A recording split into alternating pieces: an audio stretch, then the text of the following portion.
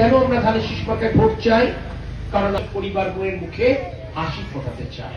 আমাদের নেতা তারেক রহমান বলেছেন আমরা একটা করে ফ্যামিলি কার্ড দিব অসচ্ছল পরিবারকে, যাতে করে সরকারের তরফ থেকে তারা অর্থ সাহায্য তাহলে খাদ্য সহায়তা পায়, যাতে করে সংসারে টানাপোড়া একটু কমে।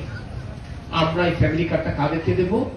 সংসারের প্রধান একজন নারীর নামে দেব, পুরুষের নামে নয়। কারণ আমরা দেখেছি পুরুষের হাতে অতিরিক্ত টাকা থাকলে তারা একটা বাজে খরচ করে।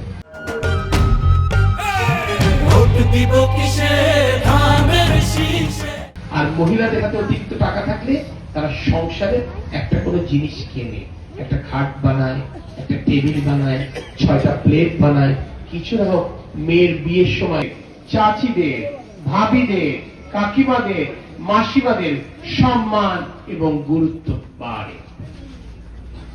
আপনাদের নিশ্চয় খেয়াল আছে, বিএনপি যতবার সরকার গঠন করেছে, আমার বাবা তরিকুল ইসলাম মসজিদ মাদ্রাসা যেমন উন্নয়ন করেছেন, উনি খুঁজে বের করে উনি শ্মশান এবং আপনাদের মন্দিরের উন্নয়ন করেছেন। নীলগঞ্জ যে মহাশ্মশান, এই শ্মশানের মন্দির এবং শ্মশানের যে জায়গা, এই জায়গার উন্নয়নে তরিকুল ইসলাম আমার প্রয়াত পিতা প্রথম উন্নয়ন বরাদ্দ দেন। তার সময় এটার অবকাঠামো তৈরি শুরু হয়।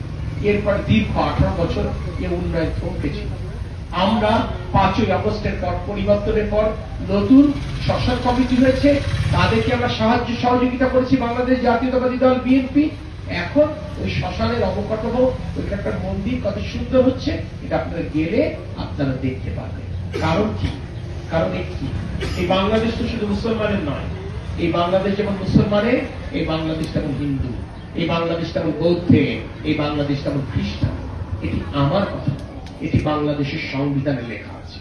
এবং এই কথা বাংলাদেশের মহান জাতীয় সংসদে দাঁড়িয়ে কে বলেছিলেন? একসময় প্রধানমন্ত্রী বেগম খালেদা জিয়া।